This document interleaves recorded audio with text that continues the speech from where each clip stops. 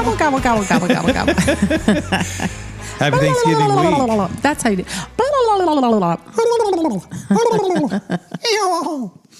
The old gobbler. Happy Thanksgiving week, everybody. Happy Thanksgiving. You know, I don't picture, you picture like Pilgrims and Plymouth Rock and all that. I picture peanut oil and people dropping their turkey in, and they didn't get the extension, or they're not wearing their gloves, and the thing starts bubbling. They freak out and they drop it. Oh, and then the oil fire comes over. when people do it in their house. Okay, so give a description of what our Thanksgiving Day looks like, or do you want me to? Well, what's interesting is we were talking about this. You were asking about pictures, and I'm out there early getting everything set up because I don't want to do it in the house. And anybody who does that, they're stupid. And people who say, "Oh, go the oilless," no, we're going to do peanut oil every year for the last 27, 28 years.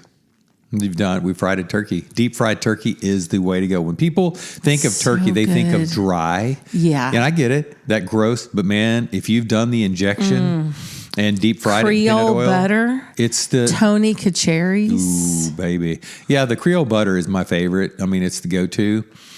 You just inject the heck out of that thing, and you're never going to have a dry bite at all. And it goes fast. People and do eat you that know turkey why up. I love it? So I'm going to do 2 birds.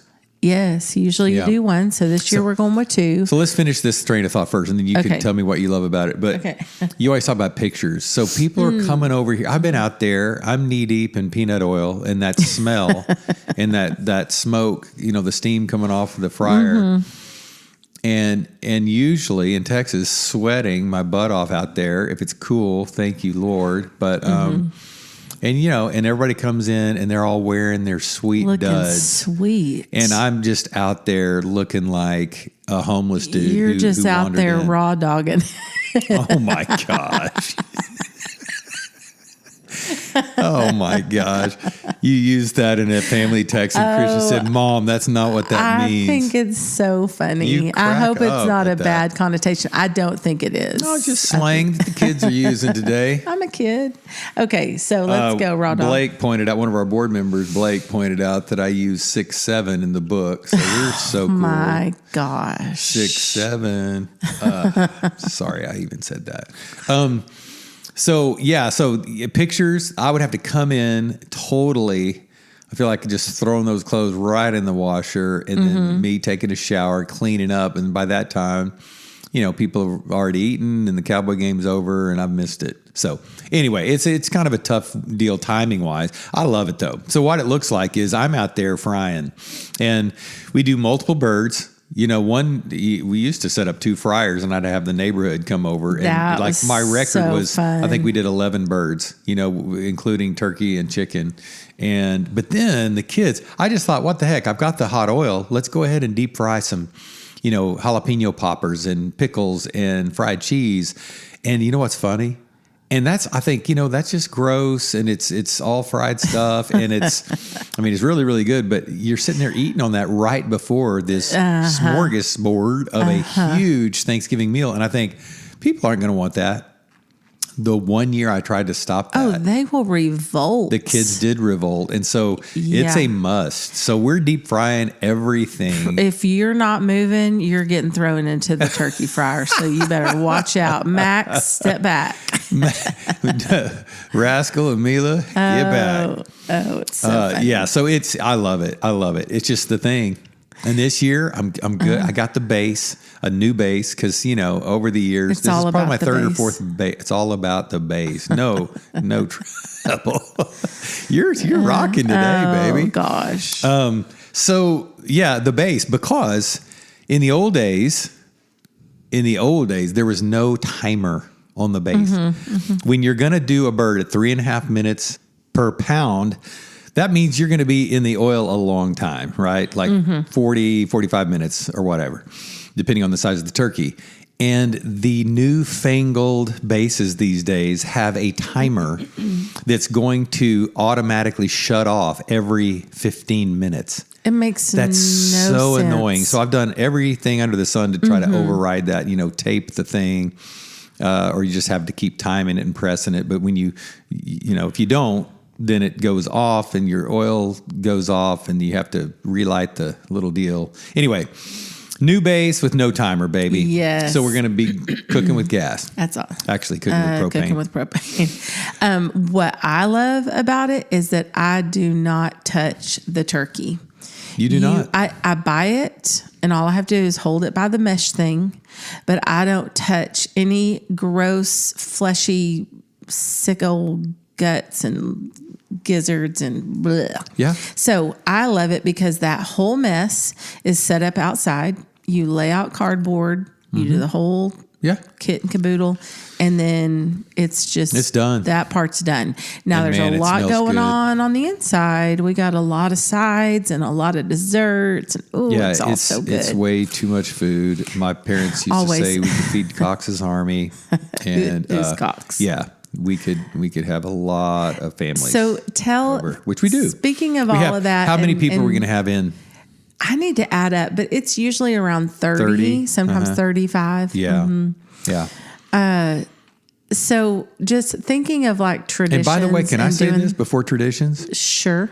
If you don't have a place to go for Thanksgiving, say it. Reach out to us. Absolutely. We would love to have you. Literally. Yes. If you're alone for the holidays. The more, the merrier. Now, if you're in the Netherlands and you're hearing this, because I know you're faithful listeners. Do they celebrate Thanksgiving in the Netherlands? Well, I don't know. But if you want to catch a plane and be here for Thanksgiving, you're welcome to the Hackneys. Yes. How fun would that be? Yeah. Wouldn't that be awesome? I think that's sweet. Whoever we love to have you. We have, people would say strays. I don't call them strays. I call them family. If you are in our orbit, or even if you've not been in our orbit, we would love to have you here. It's a place where everyone is welcome. There's plenty of food, and plenty of love, and plenty of football. And just plenty of everything. This is a practical question. Say someone is hearing this and they're like, man, I kind of want to reach out. I don't even know the answer. How do they reach out to us when they see it is there a way to message us from our podcast? You can comment on the podcast, but the easiest, all the info is in the notes of the podcast. And so I would just say, get on our website because the website, it's longhaulmarriage.org and you'll find everything. You'll find our email addresses and the number and all that stuff. Awesome. Yeah, reach out. I love that. Thanks, Me too. babe. Okay, so what were you going to say about I was traditions? just going to say, Carson, our youngest, who's 24, has always been all of the kids are very much on tradition. So are we. I think traditions are what makes the world go round. It's just fun because it's something that it's a rhythm that you've set up in life of things that you enjoy and just do year after year. So there's that element of predictability. Yeah. And the kids feel safe. Yeah. I was talking to that couple last night at the wedding and they were talking about, we were talking about vacations and man, it's not about the place you pick to go. It's never about that. When your kids are grown and they're all together and you start talking about the memories, it's never about the destination. It was about the journey and it was about all the fun stuff along the way. They just have those memories, those happy memories of being together as a family. I think when we're really going off the rails here, but when we think of any traditions, whether it's vacations or whether it's holidays coming up or whether it's the State Fair of Texas every September, whatever it is that we do and the kids look forward to it, I think we anticipate like the fun. Half the fun is the anticipating. And so just you always say the neurons firing. The neurons are firing. Once the family text gets going. When we're texting and everybody's excited just thinking about it. Because what's in their memory bank. Again, the body keeps being the score. Together and they just family. Remember that feeling of, and all those things that are predictable. We could get into we'll save the Christmas traditions. But so on Thanksgiving, you've got, so go ahead. So I was just going to say our Carson is one that really clings to traditions, almost to the point where if you knock him off his game, if you change something up, it's like the whole world crumbles around him. And so I remember the year, I think he was probably like 11 years old, something like that, maybe 12. I don't know. But So we would always cook the turkey. You always would do it on the side of the driveway when we lived in Rolling Acres in Argyle. And it was super windy one year, and you were like, man, it's just blowing the fire out. So it's just going to blow you're setting up barriers. So you're like, you know what? I think I'm going to have to move this whole operation to the back porch so that we can kind of hide from the wind. So explain what happened with Carson that year. So I had 2 bases set up and 2 fryers and moved the whole operation to the back porch, which is great. It's an open space. It's beautiful back there. Kids can be playing. It's actually probably a better setup than the driveway. Setup. So he wakes up. The driveway started kind of because I had neighbors and friends that would just roll up and bring their bird, and that's when we were dropping multiples during the day. But the back porch was covered, and so you could it was a block from the north wind, and it was, wide open. It was covered. Anyway, so we set it up back there. Carson came downstairs, and I think I'm going to call this OCT. Yeah. It's obsessive compulsive tradition. That's good. Disorder, OCTD. And he's like, Dad, wait, what are you doing? He looked at me like this look on his face. He was like mortified. Like, this is like Thanksgiving is canceled. Dad. Like, we can't know. What are you doing? Something's off because you are not in the front yard in the driveway. And it threw him off his game. We had to convince him that the turkey was going to be just fine. It was going to taste the same and that everybody would adjust. But I think I moved the operation back to the front for subsequent years before we moved out of Rolling Acres. Isn't that funny? Yeah. You did exactly everything the same as you'd always done it. You just moved locations. There was a disturbance in the force. It's what is it? A glitch in the matrix. Yeah. Something was off. Isn't that funny? Yeah. So anyway, I'm sure if you're listening, you have got some kind of traditions that are special. Yeah. Hey, drop in the comments. We'd just love tell to us hear about your traditions and if you've ever tried to change it up and your kids had a conniption fit about it. So I have a friend who has their family over, and they always do it on Saturday, and she makes everything. Her husband will cook the turkey, but she makes everything. So it's a Saturday after the Thursday? Okay. Because they're usually doing something else like with her family on. Okay.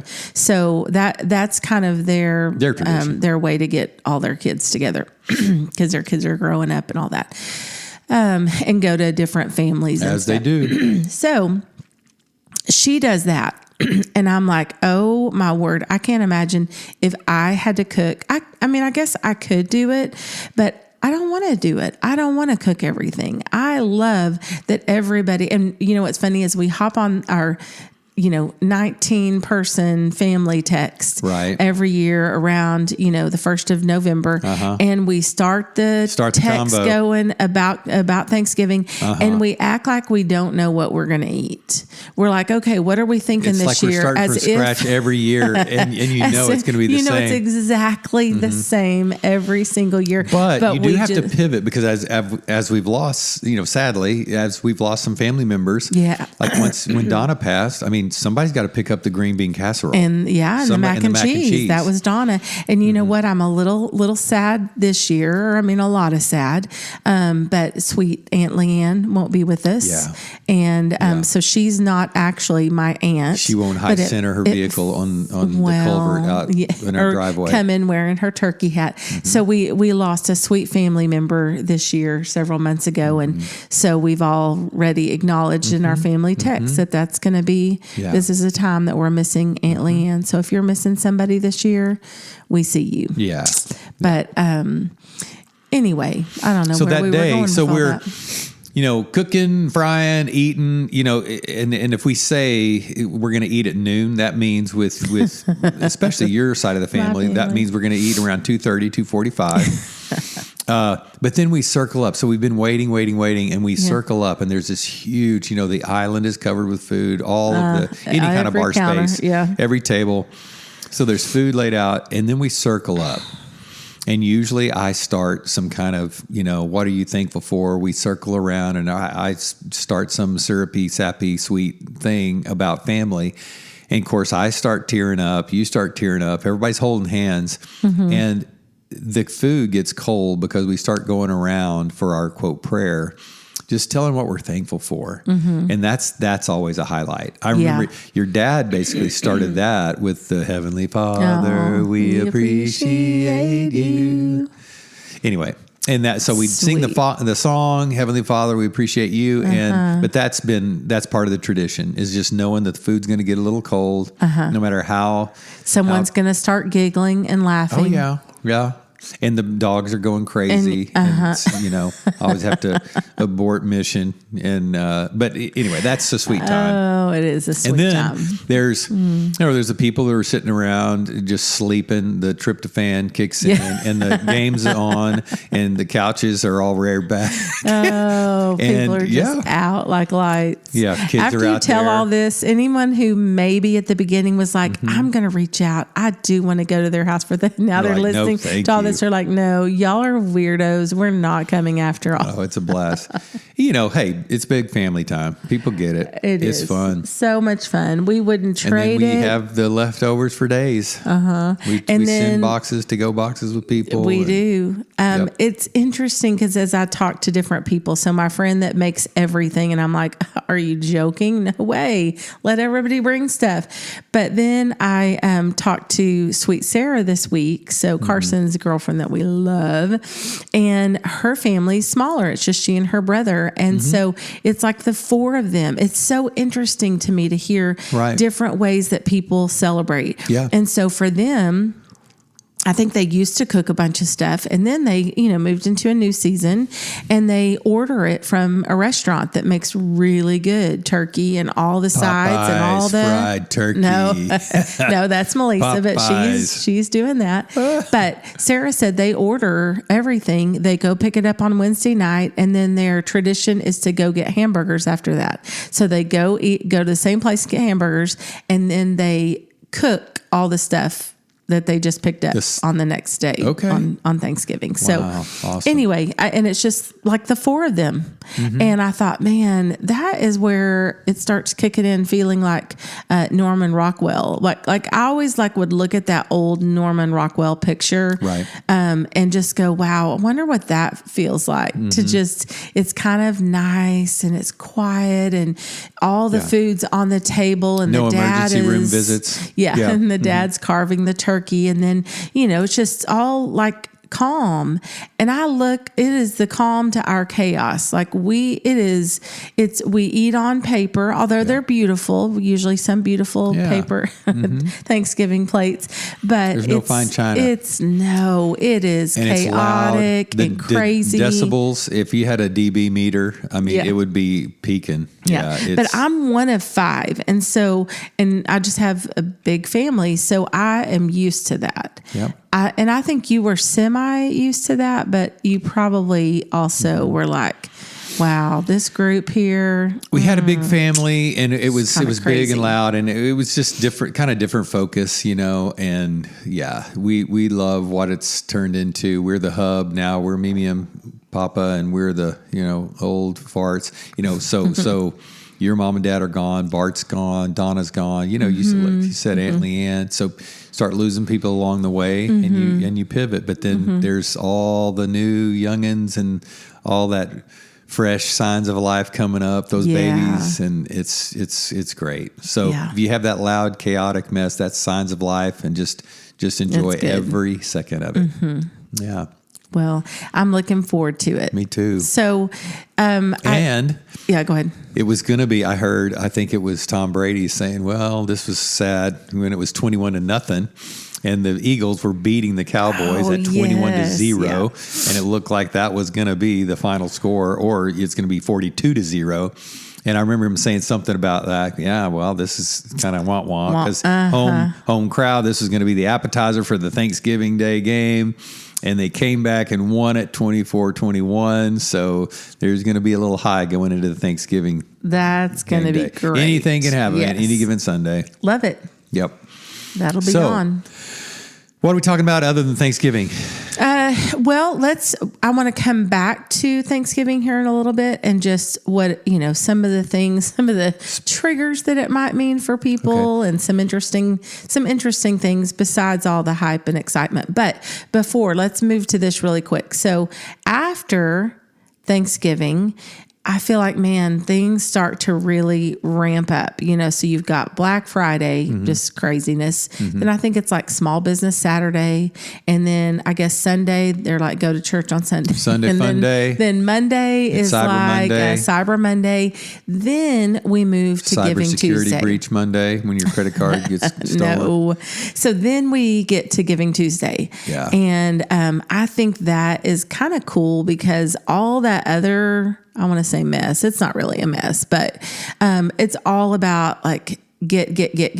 And it's all about, shopping and kind of a flurry of activity, And then Tuesday, you just kind of end on this tone of who do we want to give to today? Instead of thinking inward you're thinking about other people who you're purchasing for or whatever, getting Christmas gifts, and that's special.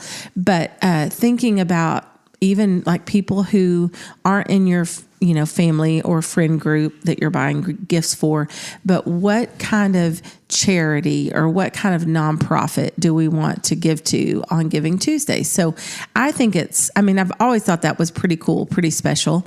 But now, especially with long haul marriage, I feel like we've got a dog in that fight. And so I really, I think Tuesday is a special day.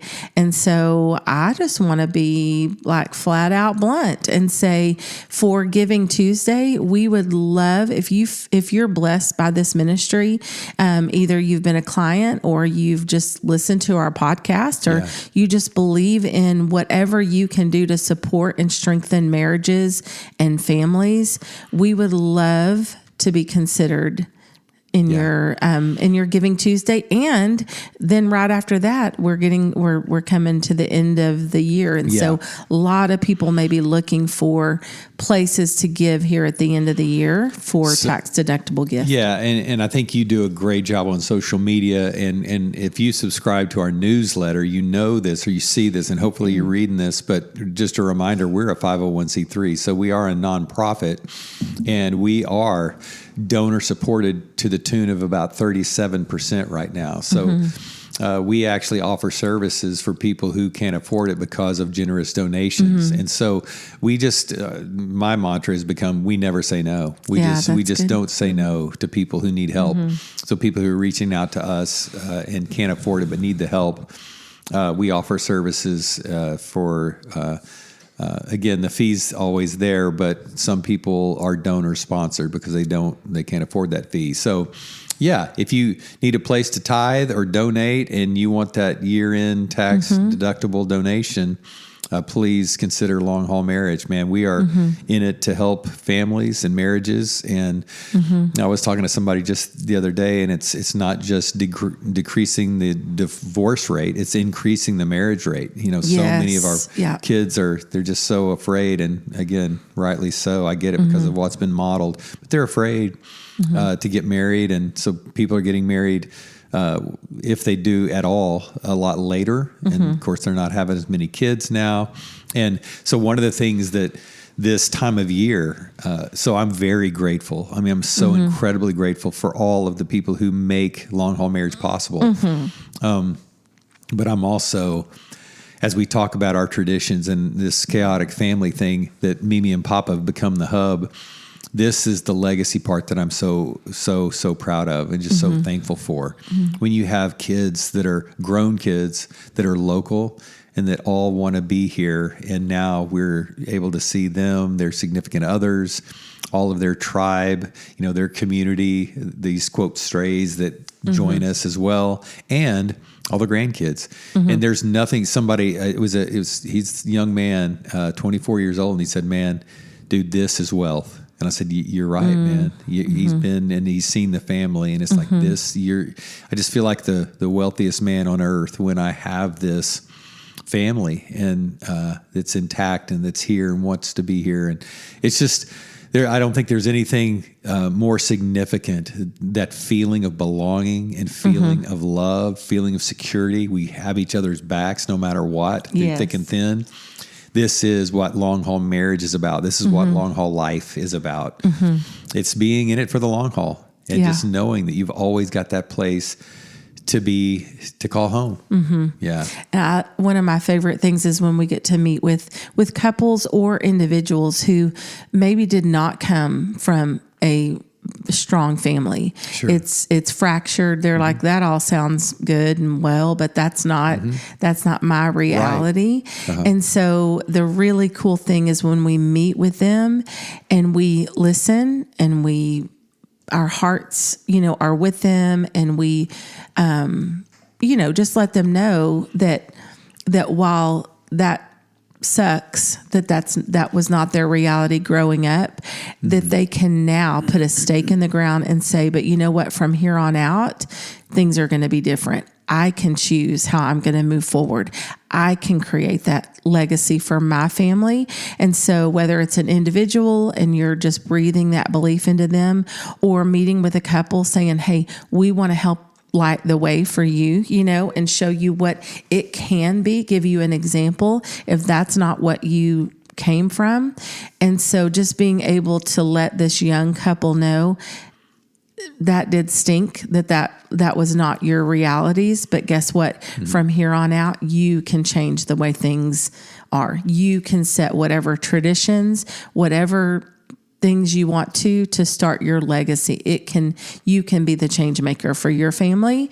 And so that's really cool, I think, when we get to meet with couples or individuals and kind of reinforce that. Yeah, a lot of people, you talked about the fracture, and a lot of people come from that broken home from an early age. And what's interesting is, and you brought up mine being a little different.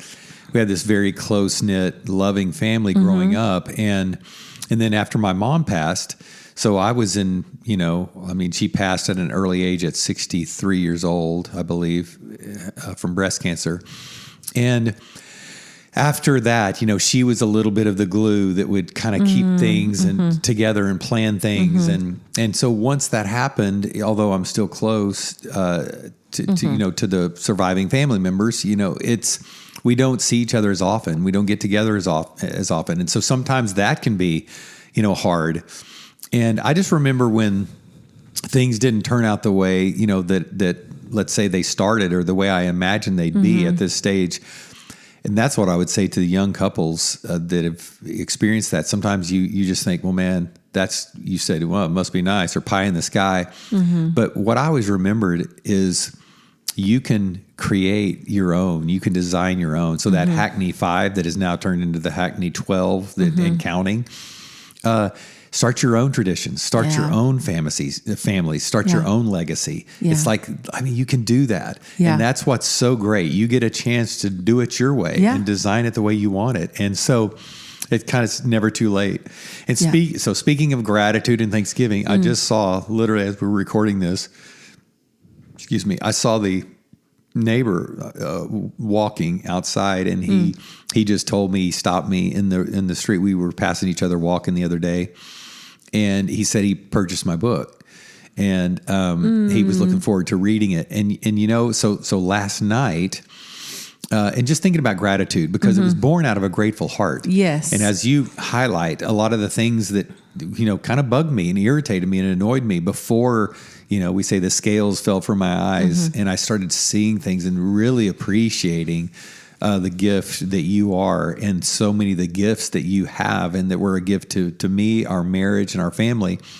How that changed everything. It changed my focus. It changed what I thought about. It changed what I focused on, what I noticed, and just how much appreciation I have for that, and how that can change everything. And so last night at the wedding that I officiated, I was talking to two women well in their, you and I talked to those two ladies, and they're well into their, I would say 70s. Yes. Possibly late 70s. And they were both very interested when they started hearing about the book. And one, you could hear it came from a place of where she's gotten in her marriage of many, many years, and just feeling like, you know what, I may have been stuck in some of that, like unmet needs, and the resentment that can start to set in, and just the negative attitude towards, not just your spouse, your marriage, but your life, and how, she said, man, I'm working on that. And she goes, I need to work on that, being thankful. Wow. We talked about the 2 things, when I do the wedding ceremony, and I was saying 2 things that can change your marriage. And a plane flew over. It was an outdoor venue. Plane flew over, and they said they couldn't hear. No, and they, like, you what are could the not things? hear. And she was saying, like, is it 4 things? And I said, well, it's the 2 things. Yeah. One is don't be critical, avoid the temptation to be critical. And then 2, thank each other often and be specific with your thanks. And just hearing that, she said, wow, that really, I need to do that. So again, I think it's just such a huge point that truly what you're grateful for, if you have a heart of gratitude, that will foster a heart of forgiveness. Because we all have things where we've been hurt and we've been disappointed, we've been frustrated. But and then I say, you can't give what you haven't received. So when you receive that grace and forgiveness that God has extended you through Christ, you can truly now give that away and start to give that grace and forgiveness to people in your life. Yeah. So side note, I've sat through, I don't know, hundreds of your weddings, and I don't know how many, but I'm at every single one that I sat through them. I've just endured them. It just stinks.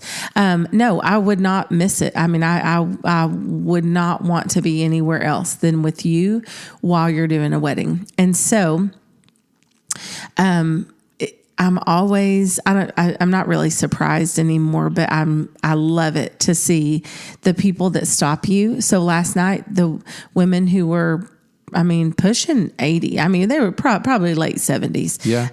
But between that age and then, some of the bridesmaids that were probably 20s. So from 20-something to 70, who are so moved, so touched by some things that you shared in the wedding.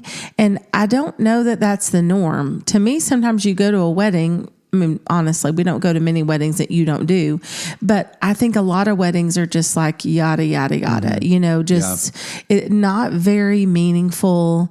Sorry if anybody else does weddings and I'm saying this, but, let me just bring it back to you. You have, it's not the such chat a way GPT. of, Hey, I'm officiating a wedding. What do I say? People are getting scripts off of that. Yeah. This has been born out of things. And it's not that you are there to preach some sermon and save anybody, is what you always say. Like you're not there to do that either. It's a day to celebrate and, bring these couples together as they step into this covenant with all of their friends and family watching. And so for you just to stand up there and share some of the meaningful, helpful things that you do that would help a 20-year-old through an 80-year-old is really incredible. Yeah, I love it. It's really cool. And what's interesting is how, so much of our ministry for years was kind of the crisis intervention. It's people coming in with really a broken marriage, and for many, many reasons, right? Some emotional disconnection, the fighting, the constant kind of patterns of fighting. They're on the hamster wheel, right? And just can't get off, and they can't, resolve the conflict, and it seems to happen over and over. Sometimes there's the emotional disconnection from years of those fights. Sometimes it's infidelity, sometimes it's addiction.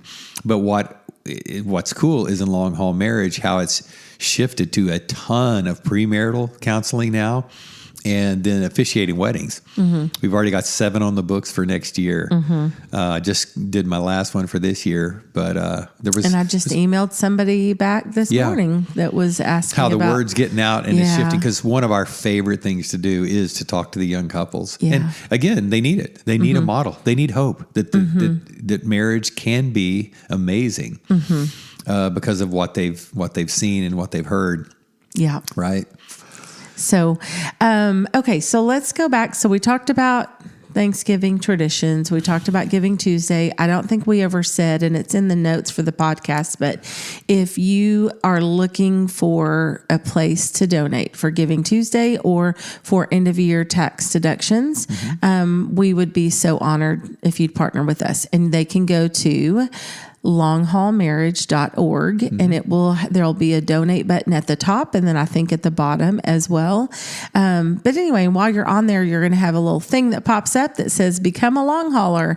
So I just sent our November newsletter out today. Thank you, Janie Purvis. And she helps. I get her all the stuff, and then she makes it cute.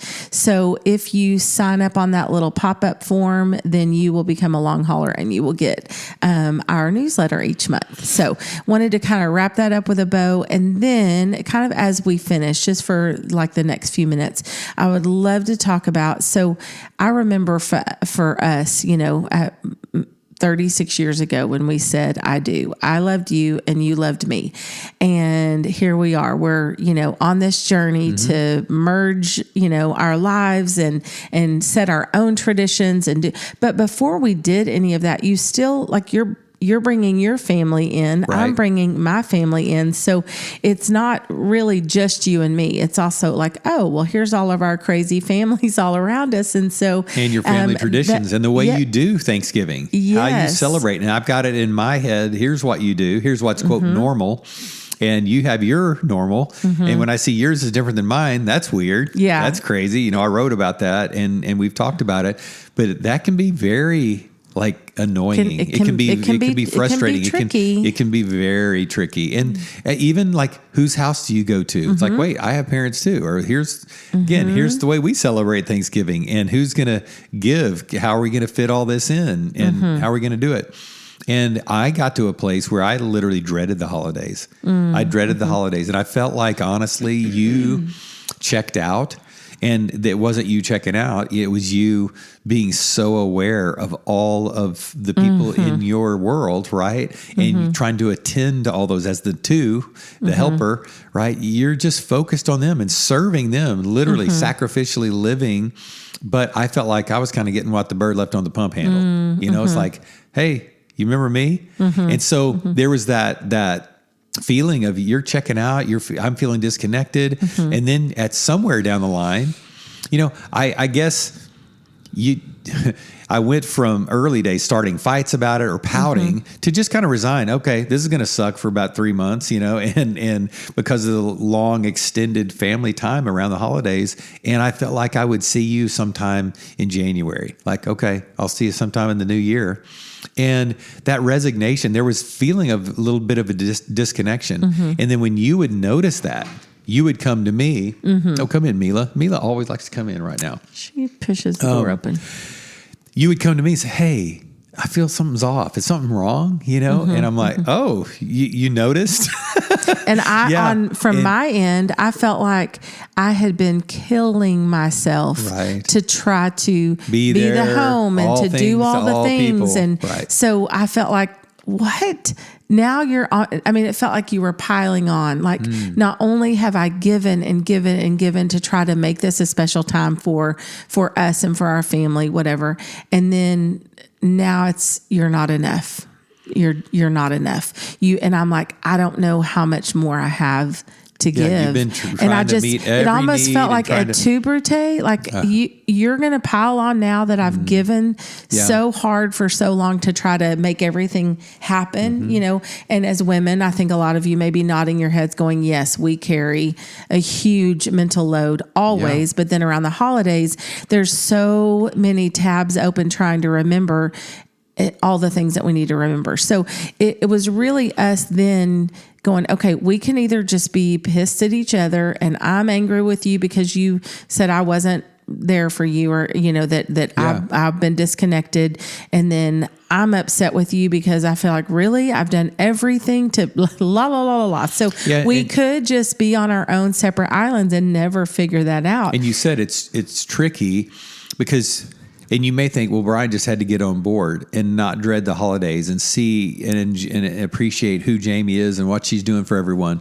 But that proprietary, what's special about us? We do have us and the significance of intimacy. And you don't want to just check out for a quarter of your marriage every year, right? And so you have to keep the main thing. And so there was, I think, movement on both of our parts in our hearts to say, let's give a little and see kind of where the other one's coming from, and try to, again, it's trying to meet the primary needs of the spouse. Yeah. So that you don't disconnect, or excuse me, or dread the holidays. That's a horrible thing to do. But I can honestly say, I don't know where I finally turned that corner. Yeah. But it was appreciating and really looking forward to it. Mm-hmm. Yeah. And I think it's what we've done along the way with our family. Before some big thing happened in our family, we'd have some kind of family meeting to kind of all get on the same page. I think we kind of started doing that, going, okay, here's some things that are coming for the holidays. What can we do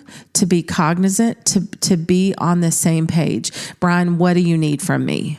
Yeah. And checking in. Checking in. And it's like, it's not, what do you need? What now? Right. It wasn't a burden. No. And it was not this obligatory, let me check in with the baby over here. He's got his needs. No. It's appreciating, like, hey, I want to stay connected. I don't want you to feel like we are disconnected. No, because it was you also saying to me, what, I started that sentence but didn't finish it. Brian, what do you need from me? And you saying, babe, what do you need from me? And us seeing it as it's a we thing. It's not a me thing and you're over doing your thing. It's a we thing. This is our holiday. What are some things that we want to say yes to? What do we want to say no to? And then when we say yes to it, what are we going to do to come together on it? Yeah. And how can we work together to share the load, and then it become a team thing instead of, something that kind of divided us. And you have to learn to approach that conversation where I'm not coming and adding a brick to your load, which makes you feel like you could never keep up and you're failing, or, oh my gosh, I'm not enough.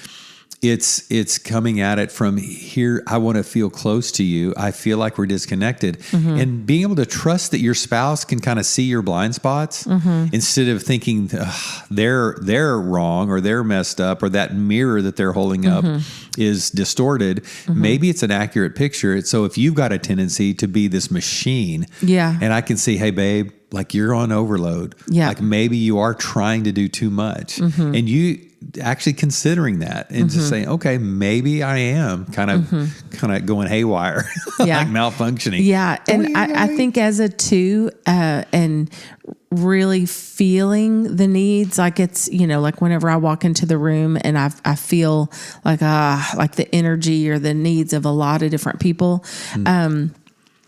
It's once you become, like, I think the greatest thing, I don't remember who said this, but is to know thyself.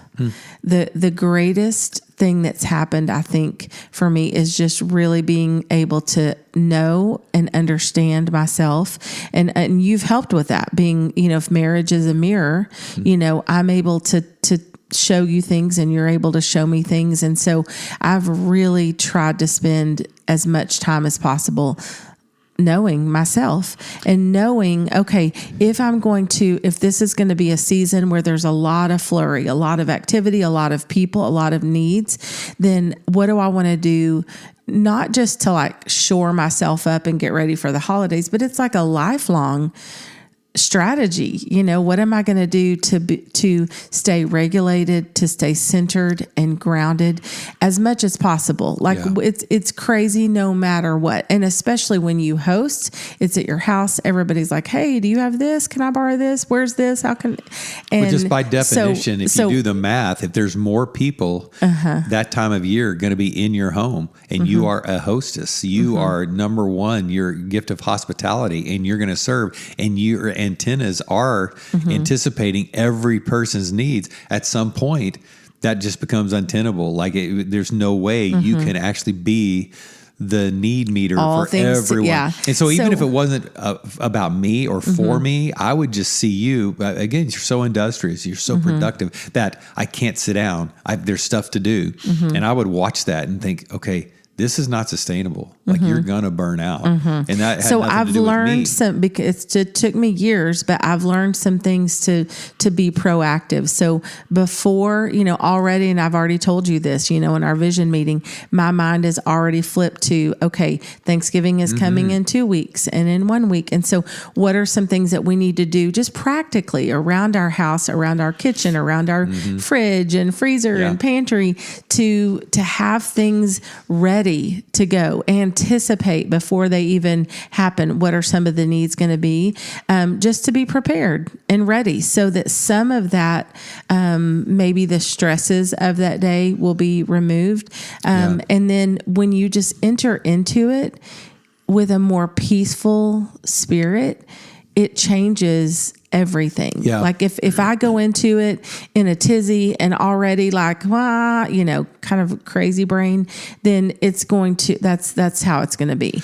But if I can be more like right now, I'm thinking, how can I be present in that moment? I don't want to miss it. So many years it would be over and I would miss it and go, I did a whole lot of something, but did I really get to be present and like have a conversation? So right now I'm picturing the people that are going to be around our living room or outside sitting around the pool or cooking in the kitchen. I'm picturing each person and like, what is something that I can connect with them that day on to make them feel seen and heard, and that you get to connect. You're seen and heard. Yeah. Yeah. One practical piece of advice, because I see so many people, and no matter how busy you've gotten and, haywire maybe or malfunctioning, you've gone, it was always about people for you. It wasn't about the food prep. No, it wasn't like about being perfect the house being. And so one practical piece of advice. That up I know. Well, people. I saw it with my mom. I know that I've got some family members who feel huge anxiety about like hosting things, because if you're the host, what does that mean about your house? It's got to be perfect in your yard and everything. Like literally when people come over, I can just tell you right now, just forget about that. Like, I mean, my yard's going to be mowed, but people, when they drive up, they're not thinking, hey, is Brian's yard perfect? Is the house perfect? Are the floors vacuumed and all the baseboards dusted? Like literally no one's paying attention to that. They don't see it. They don't care. It's about getting together. They know what they feel. And so if you have that anxiety about even hosting, if you could just get over that, because people don't care. They don't, they're so concerned about themselves, honestly. Again, people are self-conscious. So they're a lot of times it's socially, they have that social anxiety about being together. And that's thinking about yourself too much, not thinking too much of yourself, but it's thinking of yourself too much. So if you can just lose that and just say, man, this is about family getting together. Keeping the main thing. And it may be hard for you, even if you're not hosting, but you're the one going to your family's home, whether you're married or not. You may be single and going home for the holidays. I think something to keep in mind is just knowing yourself before you go into that situation and going, you know what, I'm going to choose now to be grateful. Here are some things that could trigger me. Here are some things that could really rub me the wrong way. And I just, blow up or, maybe there's a lot of drama when you go home. If you can, as much as possible, go into it with a heart of peace that's centered on gratitude and like, what can I be thankful for? Who can I connect with? Who can I bless? Who can I, encourage while I'm there, and just try to be cognizant of that as you go into it. This is a hard time for a lot of people. It's a beautiful and time of celebration for people too, but it can be tricky. And one of the memes is everybody talks about the crazy uncle, and so so who's the crazy uncle who you come together at the family holidays and they're going to ruin it because they're going to bring up politics or something. And it's like, if whoever that is, I just heard something recently. I was listening to a really good podcast. It's just about when those kind of inflammatory or controversial or, would be kind of dinner party killers, or Thanksgiving or Christmas killers, conversations could come up. It's getting to the emotion underneath it. Like what's the underlying emotion that person is feeling when they're talking about whatever subject. You don't have to engage at that topic. I've seen some people just get up and walk away, but even try to stay in it, but you don't have to have the conversation and give your opposing view or even, or get on board with their view. It could be, what's What are they feeling? Try to get to know the person and like, what's the emotion underlying their quote stance? So many people are just wanting to feel safe and secure, you know, and the world's such a crazy, again, unpredictable place. That's, again, I think full circle. It's why we come back to traditions. Traditions. It makes us feel safe. Man, I can count on this. I can count on this place being a place of love where people are accepted. They're loved. It's warm. It's inviting. And so it's not having something that's going to divide. There's too much of that or exclude.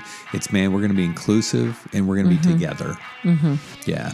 And no family's perfect. Gobble, gobble. Yeah. And how about them Cowboys? It's going to be good. Hey, happy Thanksgiving. Happy Thanksgiving, we everybody. love you guys. We're grateful for you.